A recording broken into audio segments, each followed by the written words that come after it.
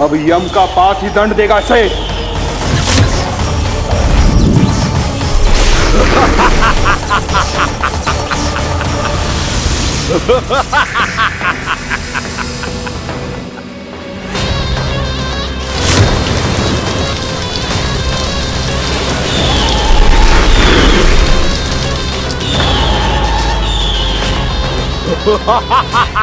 तूने जल की धार को भले ही काट दिया हो दुष्ट, पर हिम में धार नहीं होती। अब मेरी हिम शक्ति तुझे जमाकर नष्ट कर देगी।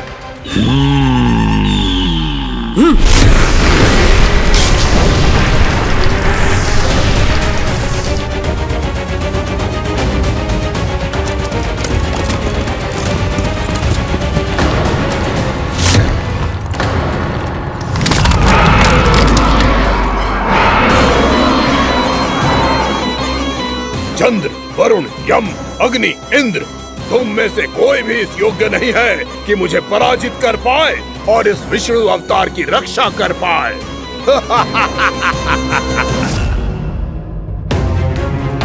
इस असुर को देवता कुछ ना बिगाड़ पा रहे हैं। अब क्या होगा खाना का? बकासुर, मैं अपनी किरणों की ताप से तुझे छल्दी छल्दी कर दूंगा।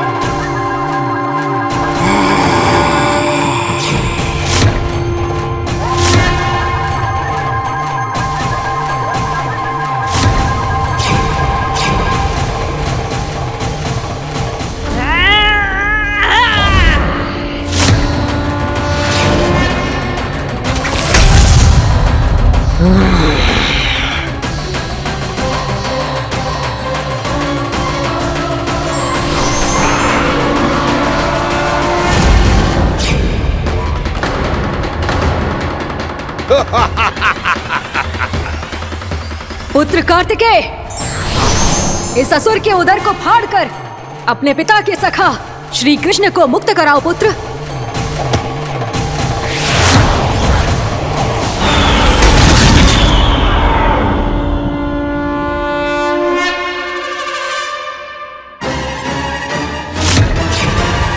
मैंने कहा था, तुम में से कोई भी मेरा बाल भी बांका नहीं कर पाएगा।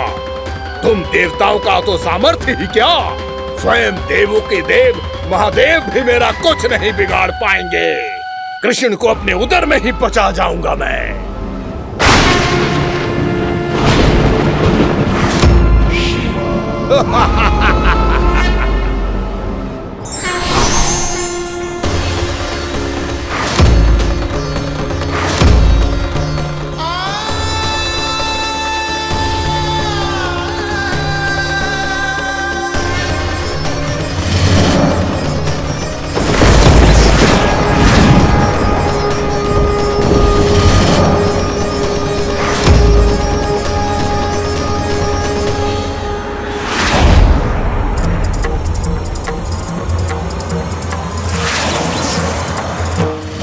शिव शंकर का त्रिशूल है। एक ही बार में इस असुर का प्राण ले लेगा ये।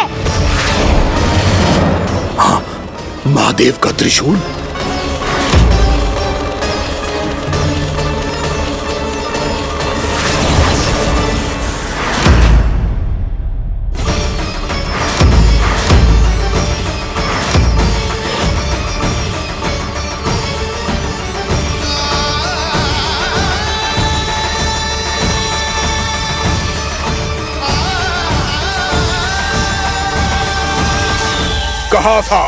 कहा था मैंने, स्वयं महादेव भी मेरा कुछ नहीं बिगाड़ सकते। अजय हूं मैं, अजय।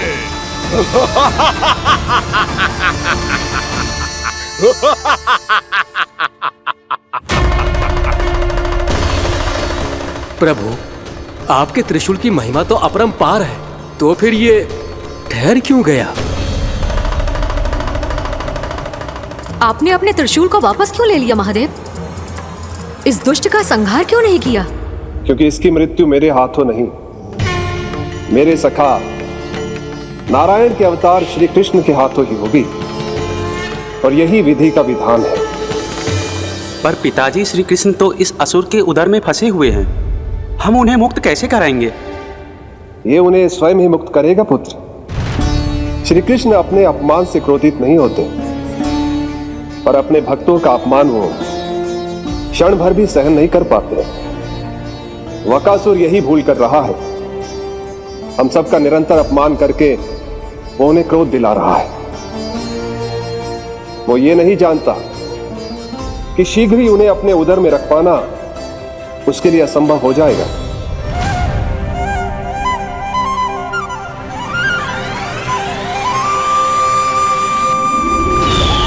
क्या हुआ महादेव? पराजित होकर भी मुस्कुरा रहे हैं। पर अब तो महादेव कहलाने के भी योग्य नहीं रहे आप। असफल देवताओं की इस अयोग्य सेना को लेकर चले जाइए यहाँ से। ना ये मेरा सामना कर सकते हैं और ना ही आप। मेरी शक्ति के सामने आप अक्षम हैं महादेव।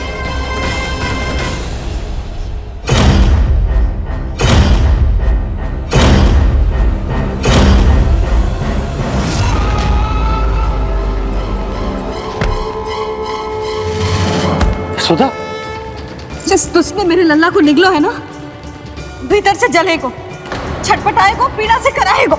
जिस दुष्ट ने मेरे लल्ला को निगलो है ना, भीतर से जलेगो, छटपटाएगो, पीड़ा से कराएगो। ये क्या हो रहा है मुझे?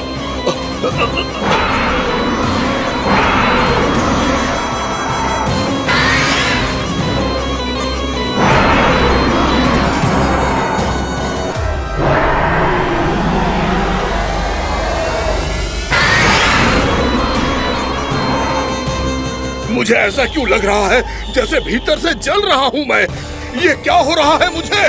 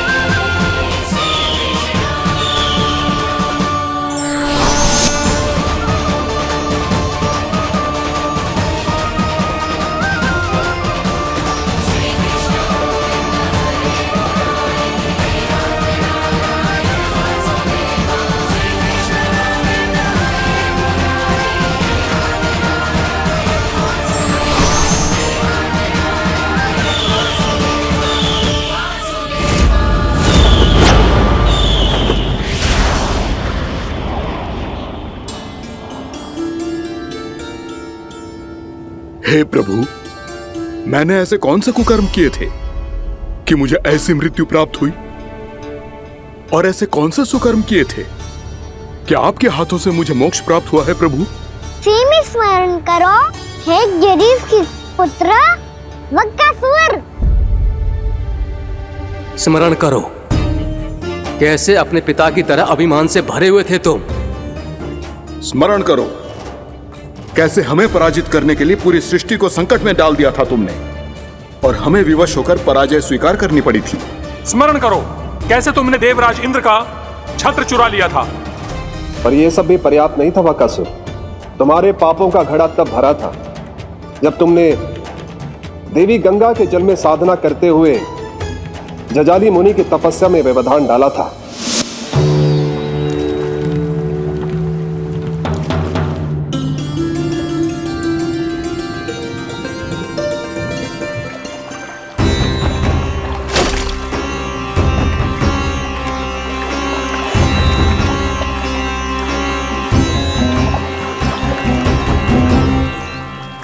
रुक क्यों गए चालक? नौका को आगे की ओर ले चलो। आगे बढ़ना उचित नहीं होगा महाराज। यहाँ से कुछ ही दूरी पर जालजली मुनि तपस्या कर रहे हैं। तो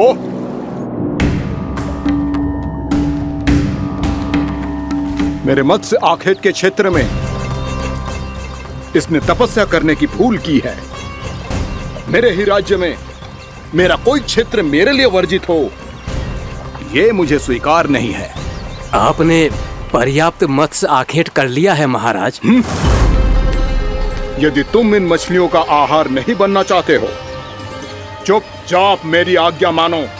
क्षमा, क्षमा महाराज।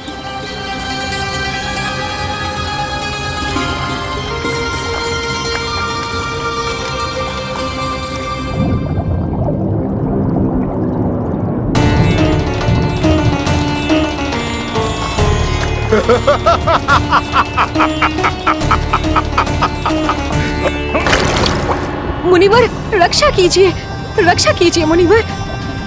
हमारे प्राण बचाइए मुनिवर, मुनिवर हमारे प्राण बचाइए।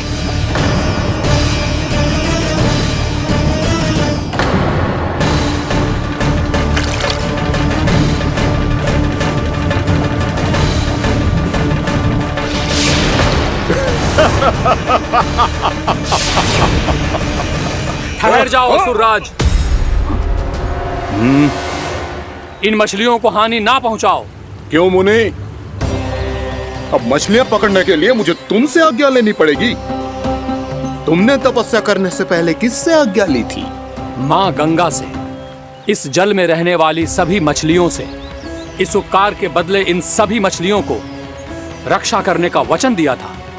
इसीलिए असुरराज, मैं शांति से कह रहा हूं, इस स्थान को अशुद्ध ना करो। चुपचाप यहां से चले जाओ, नहीं तो इसका परिणाम अच्छा नहीं होगा।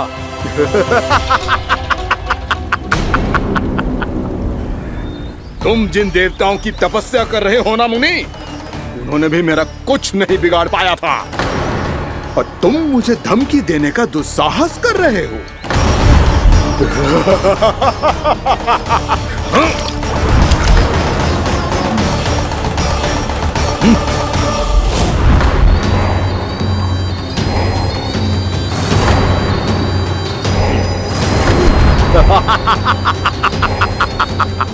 मूर्ख, विचारों से तो तू राक्षस है ही, और स्वभाव से उस बगुले की तरह है जो भूख ना होने पर भी उन निर्दोष मछलियों को आहार बनाता रहता है।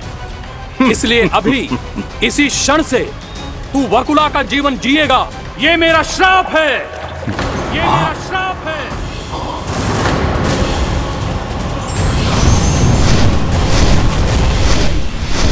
श्राप पाने के बाद तुम्हें आभास हुआ कि तुमने कितना बड़ा अपराध किया था, और तब तुम जजाली मुनि से क्षमा याचना करने लगे। तुम्हारे अपराध बोध को जानकर मुनि श्रेष्ठ शांत हुए और उन्होंने तुम्हें वरदान दिया। श्राप से मुक्ति का एक ही मार्ग होता है असुर, पश्चाताप। तुम्हें अपने भूल का पश्चाताप है, इसीलिए मैं तुम्हें वरदान देता हूं। तुम्हें मेरे श्राप से मुक्ति अवश्य मिलेगी। स्वयं प्रभु श्री नारायण के अवतार इस बगुले के देह के बंधन से तुम्हें मुक्त करेंगे।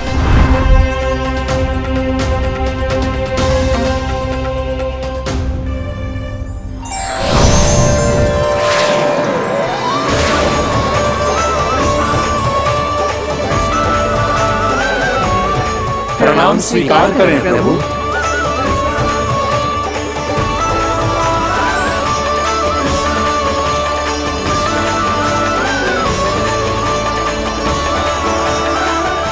मुझे ना बताओ कि तुम सबने क्या देखा है, चाहे जो देखा है, बस मैया से कछु मत ही बताना। कान्हा!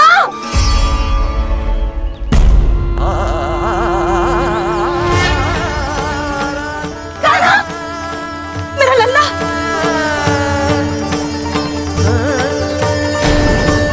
भानु बता रहा था तुझे कोई असुर पंछी निकल गया था। हाँ?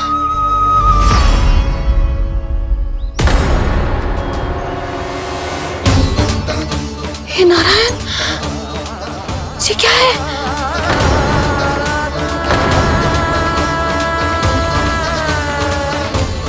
ये सब कैसे हुआ लल्ला?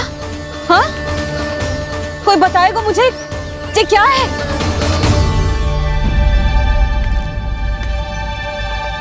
श्रीधामा, मधुमंगल, चिची को सब कुछ बता दो। ये असुर पक्षी मुझे निकलने वाला था रानी भाभी, तभी अंतिम क्षण में कान्हा ने आके मुझे बचा लियो। और ये असुर पक्षी ने कही कि यह है वृंदावन का राजकुमार, नंदराज का लल्ला। इसके होते कोई भी वृंदावन वासियों को हानि ना पहुंचा सकते। रानी भाभी, कान्हा ने अपने प्राणों की चिंता ना करी और इस क्रूर राक्षस से भिड़ गयो और इस राक्षस पक्षी ने इसे निगल लियो। इतना पर्याप्त है भोला काका, सब कुछ बताने की आवश्यकता नहीं है। ये सब देख के सारी बालक मंडली इतनी व्याकुल हो गई कि सबने अपने प्राण अर्पित कर दिए और इस असुर पक्षी से कहे कि हमें खा लो और हमारे सखा को छोड़ दो। इन बालकों का पराक्रम देख के सभी देवतागण यहाँ आ गए और उनके हृदय भी पिघल गए और उन्होंने इस राक्षस पक्षी से युद्ध करके इसे मार गिराया। देवताओं के राजा इंद्र के वज्र का प्रहार तो मैंने अपनी आंखों से देखा है ताई जी। और फिर उसके बाद अग्निदेव ने अग्निवस्त्र का प्रहार किया। जय ना काकी, वरुण देव, कार्तिकेय, यमदेव सबने मिलके युद्ध किया इस राक्षस से। कहा था अभी मत बोलना, अरे सब मिलके फंसा दोगे मुझे।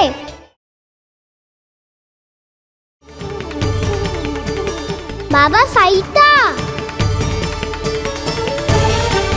मुझे लगता है कि ये कान्हा भी इन्हीं देवताओं में से एक है। संभव तो है जीजी। स्मरण है, पूतना और तृणावर्त के आक्रमण के समय भी ऐसा ही हुआ था। सभी राक्षस मारे गए थे, पर अपने कान्हा को एक खरोच तक न आई थी।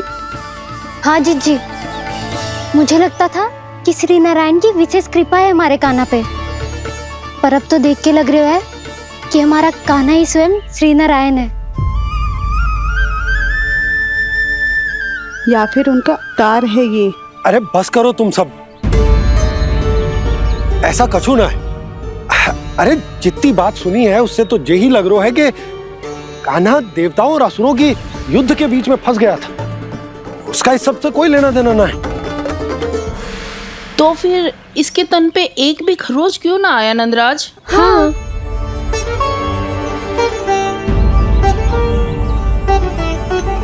है काकी, खरच तो है। दिखा लल्ला। भैया बात पीड़ा आ रही है, कुछ करो ना। चिकोपी अभी ना अति करती है। श्री नारायण का अवतार हो तो इतनी तनिक सी खरोच पे ऐसे रो तो क्या? बस बहुत होगा। अब तो तुम सबने सीमा ही पार कर दी है। कभी से श्री नारायण बुलाते हो, कभी श्री नारायण का अवतार। तनिक कछु हो ना जाता है कि तुम सब कहानियां बुनने लगती हो। जे बस साधारण सा बालक है, मेरा लल्ला है जे भगवान मत ही बनाओ।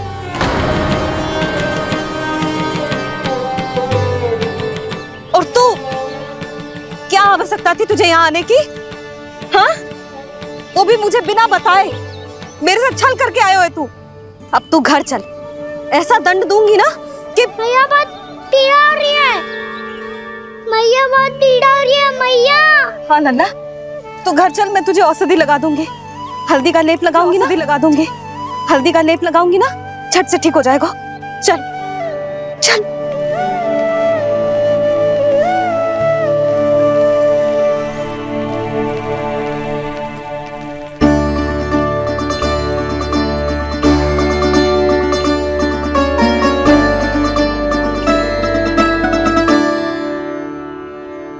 बस लल्ला बस, रो मत। चल चल चल आजा। अभी औषधि लगाऊंगी ना, तेरी सारी पीड़ा लुप्त हो जाएगी। आजा आजा, बैठ जा लल्ला। अभी आई मैं। हाँ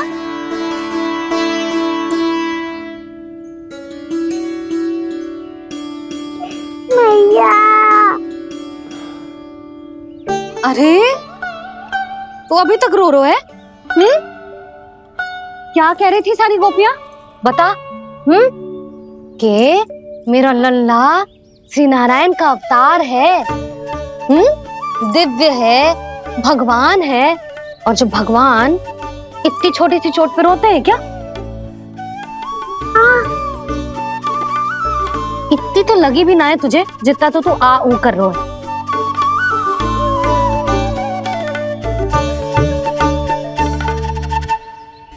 आओ ना करूंगो। आप ऐसे दुलार थोड़ी करोगी। ओहो, वृंदावन का गौपालक जो इतनी छोटी सी चोट पे रोता है ना? गोप बालकों का मुखिया इतनी छोटी सी चोट पे रोता है? मेरा लल्ला तो सबसे शक्तिशाली है।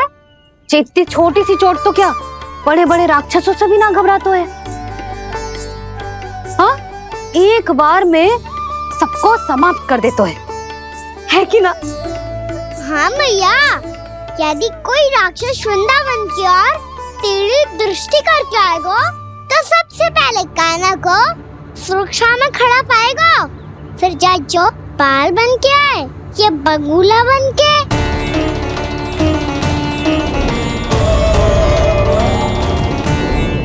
ना लल्ला, सोचो भी मती।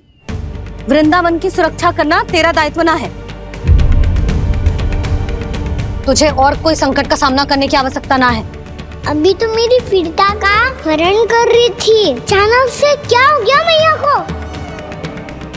कोई आवश्यकता ना है तुझे ऐसे संकटों का सामना करने की। आने दे आज तेरे बाबा को, सीधा सीधा बोल दूंगी। बहुत हो गए उनके तर्क वितर्क। मेरा फूल सा लल्ला वन में अकेले गौचारण के लिए ना जाए को। आज बगुले ने निकल लियो, कल का छोर हो जाए तो? नारायण ना करे, कहीं कछु ऊंच नीच तुझे कछु हो जाए तो? मैं तो जीते जी मर जाऊंगी।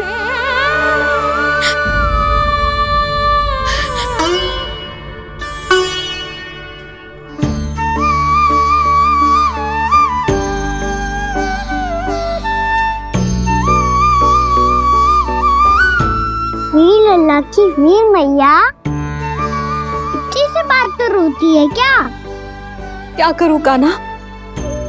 तुझे ऐसे बार बार संकट के मुंह में जाते हुए ना देख सकती मैं।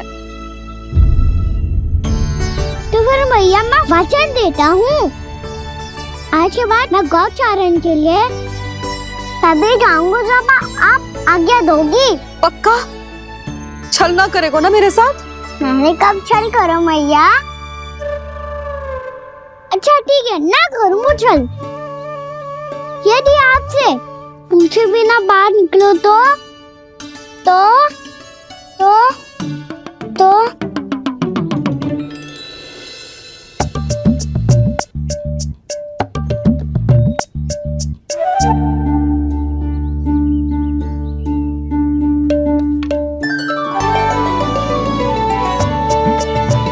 ये रही आपकी छड़ी और ये रही मेरी पीठ। ठीक देना तापर तोड़। ठीक है, जब तूने अपना दंड निर्धारित कर ही लियो है तो सोच ले। अब अगर तूने मेरी बात ना मानी तो तोड़ तोड़ छड़ी पड़ेगी, समझ आई?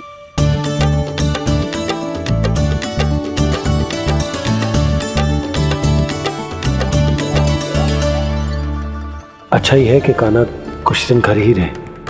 राजवन में जो हुआ है अवश्य कंस ने ही करवाए हुए वो सब।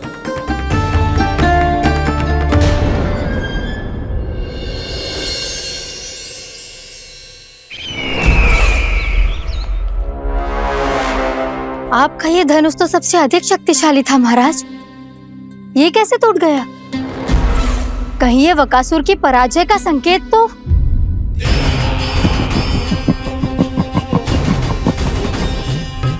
प्राप्ति, लगता है तुम्हें शुभ समाचार मिला नहीं। उस बकासुर ने उस विष्णु अवतार को जीवित ही निगल लिया है। अरे अब तक तो उस नन्हे से बालक को पचा भी चुका होगा वो। उसके तन में रक्त बनकर वो विष्णु अवतार और उसकी शक्तियां दौड़ रही होंगी। क्षमा कीजिए महाराज। क्षमा कीजिए, इस अशुभ से मुख से शुभ समाचार आने दो।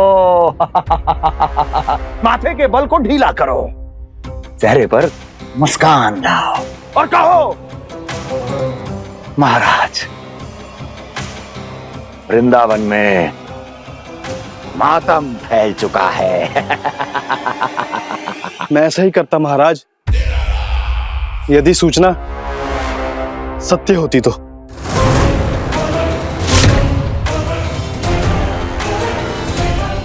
कहना क्या चाहते हो? एक क्षण में सूचना उगलो, अन्यथा मेरा योद्धा बकासुर विष्णु अवतार की तरह तुम्हें भी जीवित निकल जाएगा। आने दो। बकासुर मारा गया महाराज, बकासुर मारा गया महाराज, बकासुर मारा गया महाराज। बकासुर मर चुका है? असंभव। असंभव। बकासुर ने उस बालक को निगल तो लिया था, पर उसकी सुरक्षा करने के लिए सभी देवता वहां प्रकट हो गए, पर फिर भी कोई बकासुर का सामना नहीं कर पाया। और फिर क्या हुआ? वो बालक स्वयं ही बकासुर के उदर से बाहर आ गया और उसकी चोंच तोड़कर उसकी हत्या कर दी।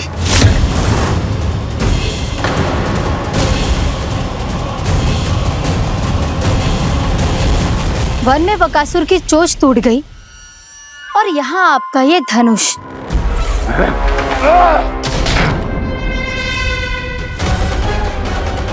केवल नहीं टूटा तो आपका ये भ्रम महाराज। क्षमा कीजिएगा महाराज, आपका भ्रम टूटना आवश्यक है। आवश्यक है आपको यह आभास होना कि उस विष्णु अवतार को पराजित करने के लिए आपके साधारण योद्धाओं में वो सामर्थ्य नहीं है। अच्छा सर, पूतना, तृणावर्त, बकासुर, ये सब साधारण नहीं थे प्राप्ति, साधारण नहीं थे। फिर तो ये और भी अधिक चिंता का विषय है महाराज, क्योंकि इसका अर्थ तो यही हुआ कि वो विष्णु अवतार कुछ अधिक ही असाधारण है और उसका सामना करने के लिए और उसे मिट्टी में मिलाने के लिए आपको एक ऐसे अस्त्र की आवश्यकता है जो उसके सामने ना झुके और ना ही टूटे।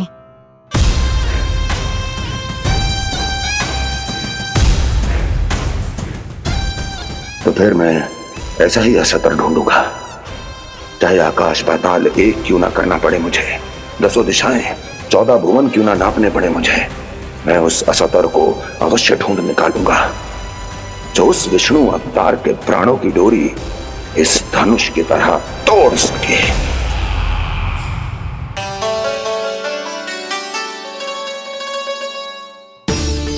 थैंक्स मामा, मैंने मैया को वचन दिया है कि जब तक नहीं चाहेंगी मैं वन नहीं जाऊंगा, इसलिए आप मुझे मारने के लिए कोई शक्तिशाली असुर ढूंढने में व्यस्त रहो। कुछ दिन तब तक मैं व्यस्त रहूंगा अपनी मैया की सेवा करने में।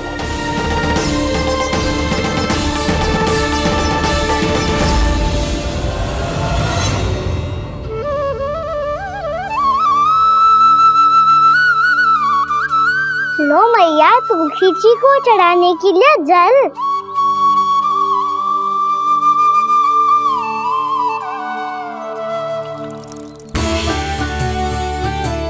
लो मैया और आटा।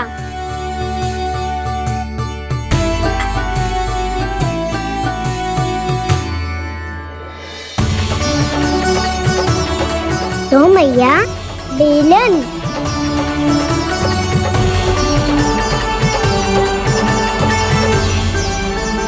ले तनिक खा ले। ओ मैया भूख ना लगी है। बिना भूख के खाने से क्या लाभ? और तेरा जब पेट तो कह रहा है कि उसे भोजन चाहिए। और लाभ कैसे ना लल्ला? भोजन का लाभ है ना, तन को पोषण मिलेगो, स्वास्थ्य बनेगो, जे तेरी भुजाओं में शक्ति आ जाएगी ताऊ के जैसी, ताऊ से भी अधिक। तेरे जे केस भी लंबे हो जाएंगे। सच्ची मैया? सच्ची। माप के देख लियो नित्य दिन। तनिक खा।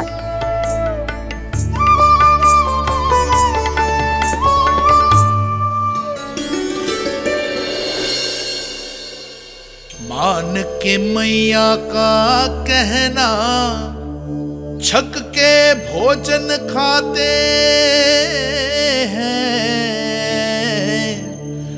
नित्य मापते भुजा केश, पर ज्यों का त्यों ही पाते हैं।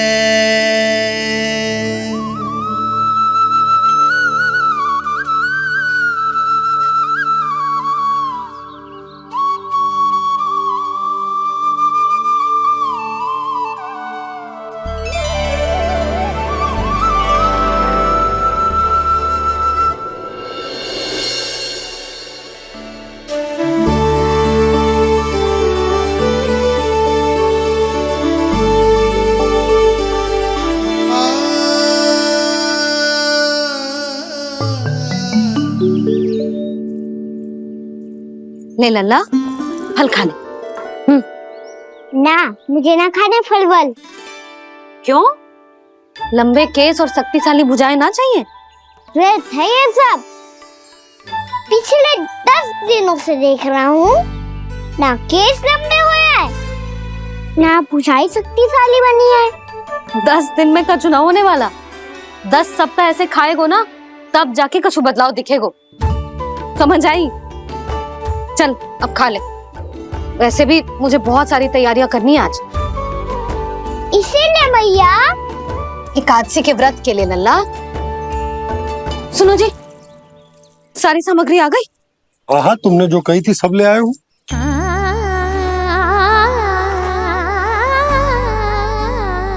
इसमें नारियल तो है ही ना, उसके बिना मैं एकादशी की पूजा कैसे करूंगी? यशोदा, मैंने भोला से कह दिया, वो लेकर आते ही होगो। घबराओ मत। कैसे ना घबराओ जी, आपको पता है ना एकादशी का व्रत मेरे लिए कितना महत्वपूर्ण है। पतो है। अरे इसमें तो दिए भी ना है। दिए ना है? अब मैं अभी लेकर आता हूँ। आप रहने दो, मैं ही लेके आती हूँ। भक्त भोला राम के यहाँ से है। भक्त भोला राम? मेरा अर्थ है कुमार खुला यहाँ के यहाँ से। हाँ हाँ वो ही।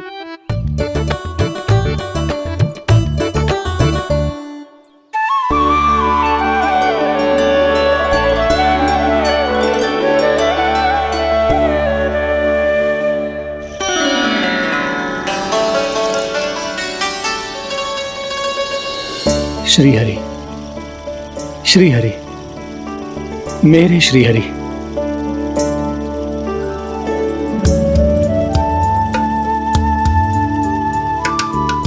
मेरे श्री हरि। भोला राम, मेरी मटकी तैयार है? मेरे श्री हरि, मेरे श्री हरि।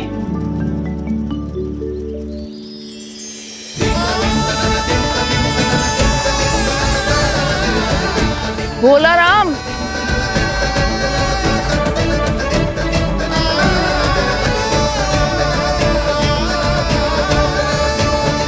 भोला काका, ओ भोला काका।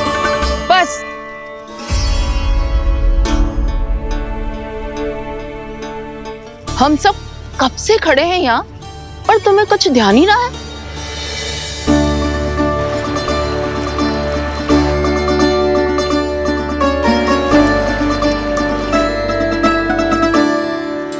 नाच गाने में ऐसे मगन हुए कि हमें देखा भी ना। मुझे नाचते हुए देख मेरे श्री हरि को इतना आनंद आ रहा था कि मैं अपने आप को रोक नहीं सका। और वैसे भी मेरे जन्म का एकमात्र उद्देश्य है श्री हरि की सेवा करना, श्री हरि को प्रसन्न करना। तुम बावले हो भोलाराम, या हमें बावला बना रहे हो? श्री हरि और तुम्हें देख रहे हैं? हाँ, अभी वो यही थे, देख रहे थे। भोला काका, आपने भी ना अति कर दी। अब हमें भी बताओ तनी, कहाँ थे श्री हरि?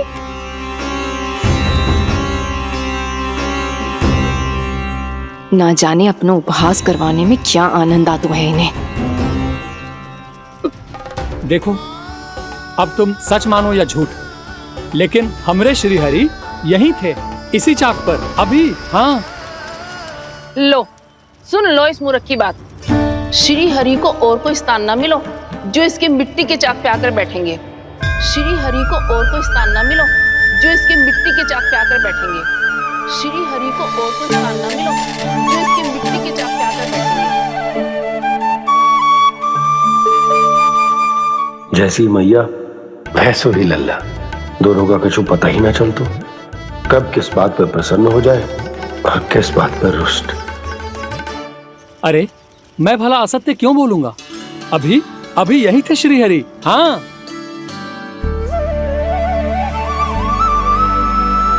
हाँ, जैसे श्री हरि को तो कोई कार्य है ही ना, वो तो आतुर होके बैठे रहते हैं कब तुम हरि हरि बुलाओ और वो दौड़े चले आए।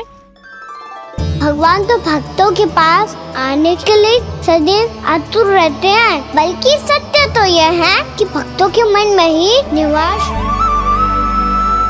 हाँ, जैसे श्री हरि को तो कोई कार्य है ही ना, वो तो आतुर होके बैठे रहते हैं कब तुम हरि हरि बुलाओ और वो दौड़े चले आए। भगवान तो भक्तों के पास आने के लिए सदैव आतुर रहते हैं, बल्कि सत्य तो यह है कि भक्तों के मन में ही निवास करते हैं भगवान। भगवान तो भक्त के पास आने के लिए सदैव ही आतुर रहते हैं शंकरी मौसी। बल्कि सच्ची बात तो ये है कि भगवान हमारे मन में ही निवास करते हैं। कम से कम तू तो इसे बढ़ावा मत दे जशोदा। जब देखो जब हरि नाम की रट लगाए रहते है। हरि बोलते बोलते ऐसो बावलो होता है कि सारा कार्य भूल जाता है। 2 दिन से अपनी मटकी के लिए चक्कर काट रही हूँ। अभी तो एक चक्कर और लगाना होगा आपको। आपकी मटकी तैयार हो गई है, अभी लाता हूँ।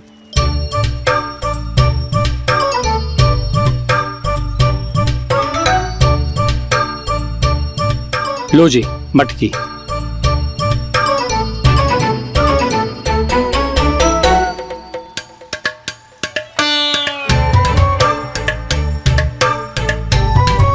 इस कच्चे मटके का क्या करूं मैं?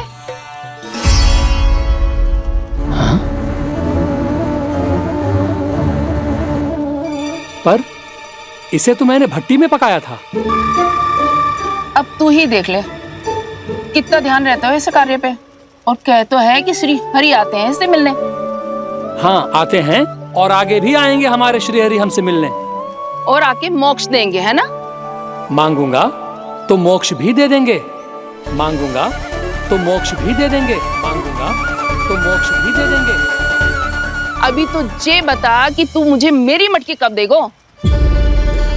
और मेरी मांग कब पूरी करोगे भोलाराम जी? मेरो घड़ा मेरे दिए तो तैयार है ना, कल एकादशी की पूजा और व्रत के लिए। एकादशी का व्रत? हाँ, एकादशी का व्रत। इसे करने से श्री हरि बहुत प्रसन्न होते हैं। अच्छा, फिर तो अभी लाया।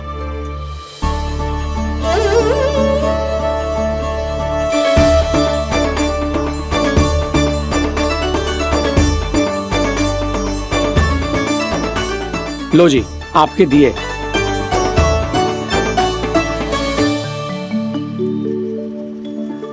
और जो हमने मांगा है वो?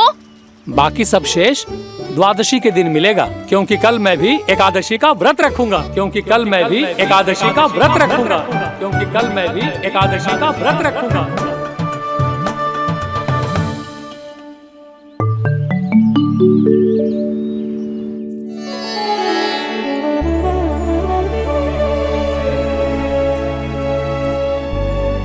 जानकी, फूलों का प्रबंध हुआ कि ना? हाँ भाभी, जे रहे। सदैव विलंब कराती है। पर भाभी इस बार तो फूल समय से ही लाई थी। क्या हुआ जशोदा, अभी तो पूजा की तैयारी ना हुई?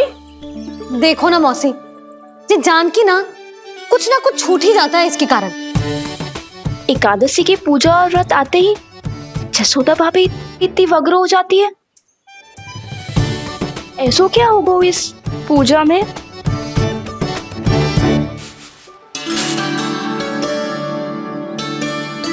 ये थाली में रोली चंदन रखने से, दिया जलाने से के होगो? आपको पता भी है एकादशी का व्रत क्यों रखते हैं? क्या महत्व है इसका? लो, जे तो मैं जसोमती रानी से पूछना भूल ही गया। पर हाँ भगवान, मेरे लिए इतना ही पर्याप्त है कि इस व्रत को रखने से मेरे श्रीहरि हमसे प्रसन्न हो जाएंगे।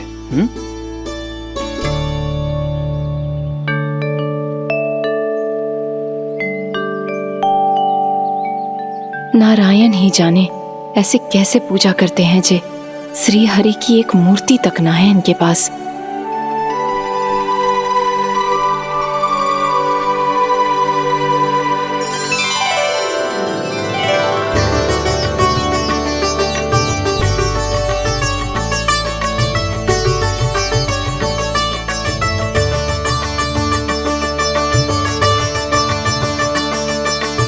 प्रभु, न तो मेरे पास मूर्ति है और ना तो इस व्रत के विधि विधान के बारे में मुझे जानकारी है और ना ही मुझे इसके महत्व के बारे में जानकारी है, पर फिर भी मैं करना चाहता हूं।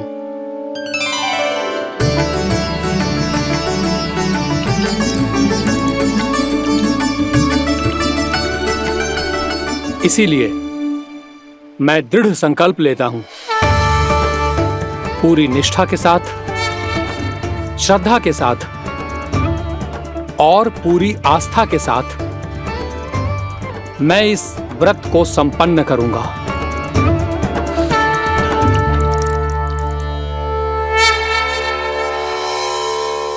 हम संकल्प लेते हैं कि एकादशी के व्रत को पूरी निष्ठा के साथ संपन्न करेंगे।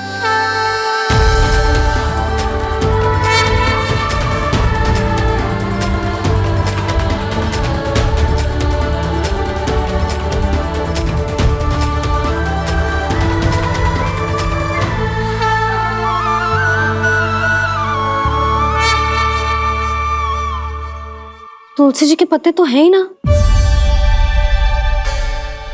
श्री नारायण को तुलसी जी के पत्ते के बिना भोग ना चढ़तो है। जानकी, तुलसी के पत्ते कहाँ हैं? भाभी, मैं तो कब से यही पूछना चाह रही थी कि तुलसी के पत्ते लाऊं क्या, पर आप तो व्यस्त थी ना। तुझे कितनी बार समझाओ है ना, यदि तेरे कछु करने से किसी और की कोई हानि ना हो रही हो या किसी के अच्छे कार्य में सहायता हो रही हो तो मुझसे आज्ञा लेने की आवश्यकता ना है। समझ गई भाभी, आगे से जाना उनको। ले अभी लेकर आती हूँ।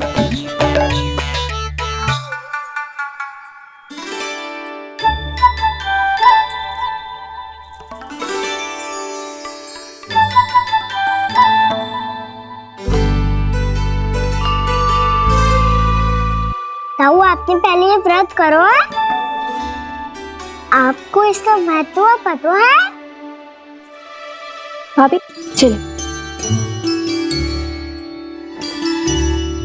जानकी, तुमने ये व्रत करो है? फिर तुमको इसका महत्व पता है? सुमति जी, आपको पता है इसका महत्व? कान्हा, क्यों तंग कर रहे हो सबको? मैया, सबने करो ये व्रत, मुझे भी करना है।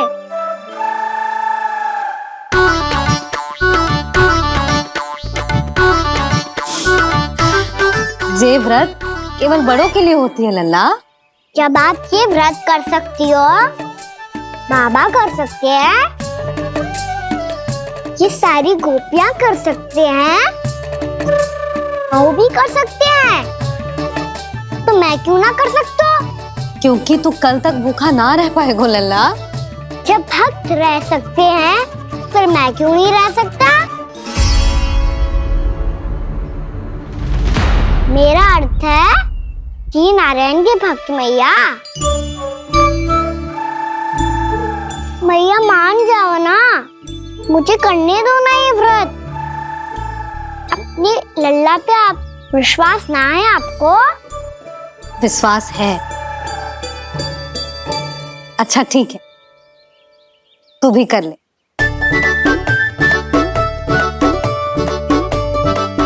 पर मैया व्रत की कथा तो सुनाओ, मैं तो अबध हूँ ना, मुझे कैसा पता चलेगा कि ये व्रत करते क्यों हैं?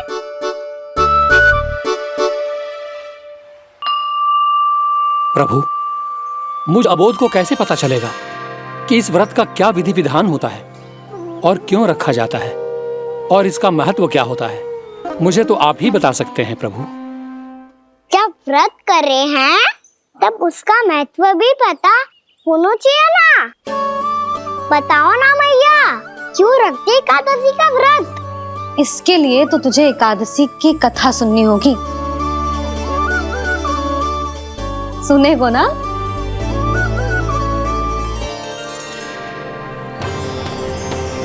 वसुदेव सुतं देवं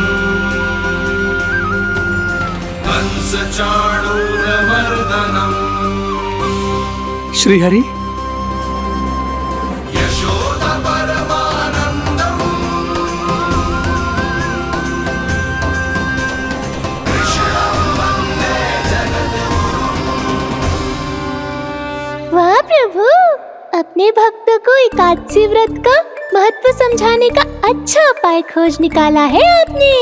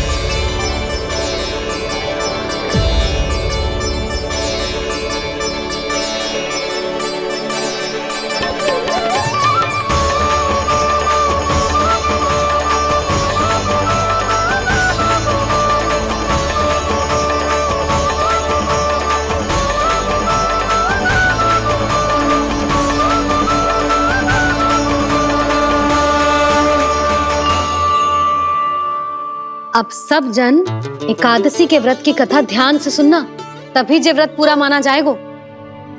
समझो लल्ला?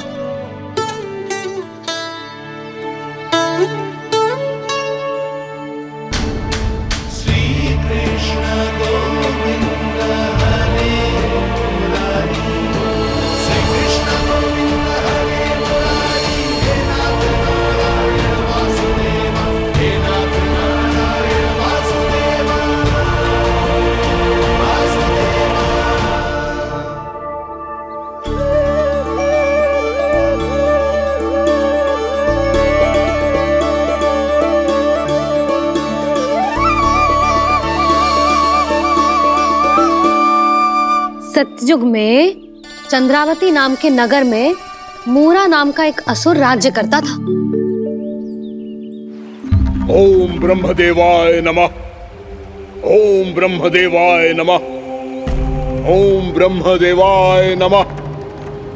ओम ब्रह्मदेवाय नमः।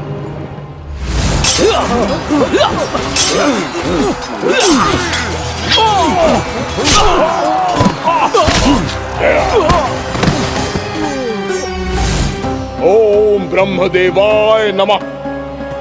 ओम ब्रह्मदेवाय नमः।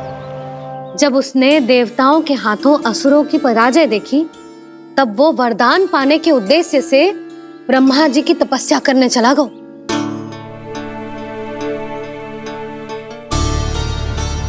शीघ्र ही मूरा की तपस्या सफल हो गई और ब्रह्मदेव जी उससे प्रसन्न हो गए। देवाय नमः। ओम ब्रह्मदेवाय नमः। ओम ब्रह्मदेवाय नमः। ओम ब्रह्मदेवाय नमः। ओम ब्रह्मदेवाय नमः। ओम ब्रह्मदेवाय नमः। ओम ब्रह्मदेवाय नमः। ओम ब्रह्मदेवाय नमः। मूरा, प्रणाम ब्रह्मदेव। तुम्हारी तपस्या सफल हुई। बोलो, तुम्हें क्या वर चाहिए? सृष्टि के रचयिता ब्रह्मदेव, कृपया मुझे ऐसा वरदान दीजिए जिसकी सहायता से मैं त्रिलोकी विजयी बन जाऊं और कोई देवता मुझे पराजित ना कर सके। यहां तक कि देवताओं के रक्षक, सृष्टि के संचालक भगवान श्री विष्णु के लिए भी मैं अपराजय रहूं। तथास्तु, तथास्तु, तथास्तु। प्रणाम ब्रह्मदेव।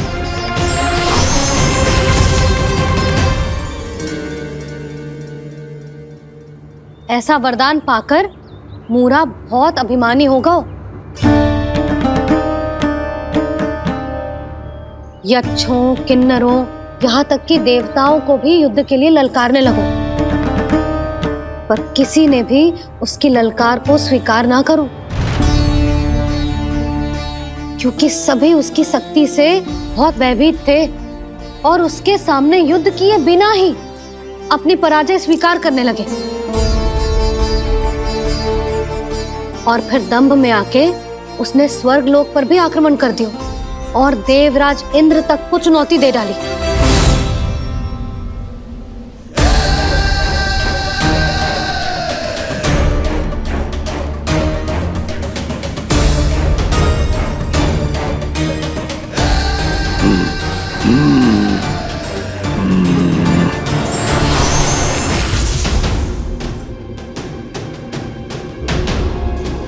मैं प्रतीक्षा कर रहा हूं देवराज, क्या उत्तर है तुम्हारा? मुझसे युद्ध करोगे या फिर बिना लड़े ही पराजय स्वीकार कर मेरे अधीन हो जाओगे और सौंप दोगे मुझे अपना ये स्वर्ग लोक? सारी शक्ति तुम्हारे मुख में है या कुछ बाहुबल भी है तुम्हारे पास? मैं तुम्हारी चुनौती स्वीकार करता हूं।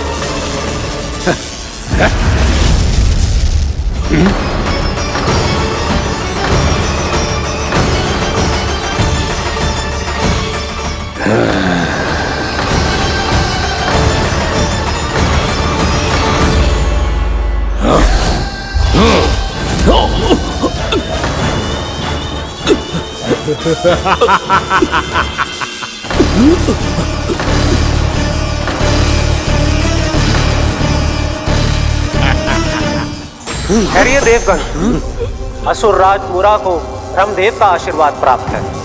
आप में से कोई भी इन्हें पराजित नहीं कर पाएगा।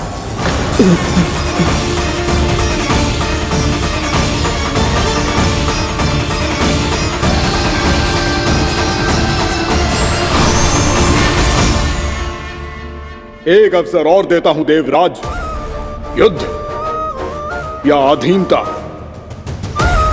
क्या उत्तर है तुम्हारा देवराज?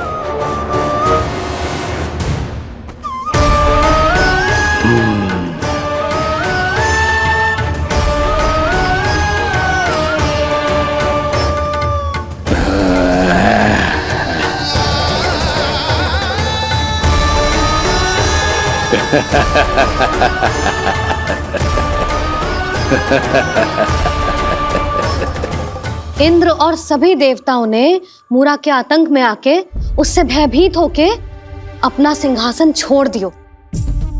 अब मूरा स्वर्ग का अधिपति बन गयो और शीघ्र ही उसने अन्य सभी असुरों को स्वर्ग में निवास करने के लिए आमंत्रित कर दियो। और इस प्रकार से वो धीरे धीरे तीनों लोकों का सम्राट बन गयो। उसे किसी ने रोका नहीं मैया? ना लल्ला, इतना साहस किसी में था ही ना। और फिर ये निश्चित करने के लिए कि भविष्य में किसी और असुर की मृत्यु ना हो, वो यमराज पे भी विजय प्राप्त करने के लिए यमलोक की ओर प्रस्थान कर दियो। वो तो अपने आप को और सभी असुरों को अमर बनाना चाहता था। पर देवता और यमराज भी उसकी ये योजना समझ गए थे।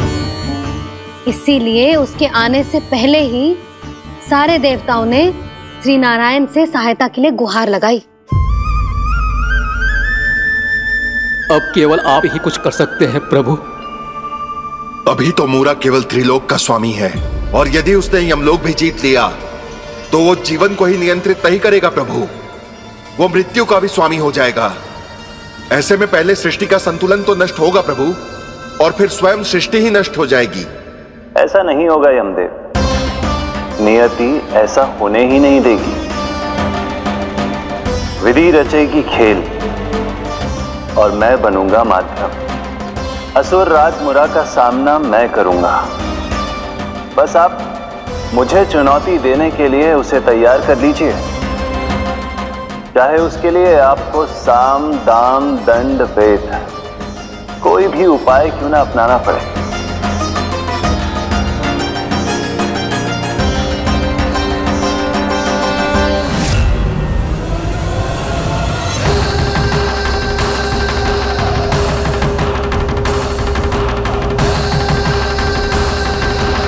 आप तो मेरी प्रतीक्षा में पहले से ही खड़े हैं यमदेव।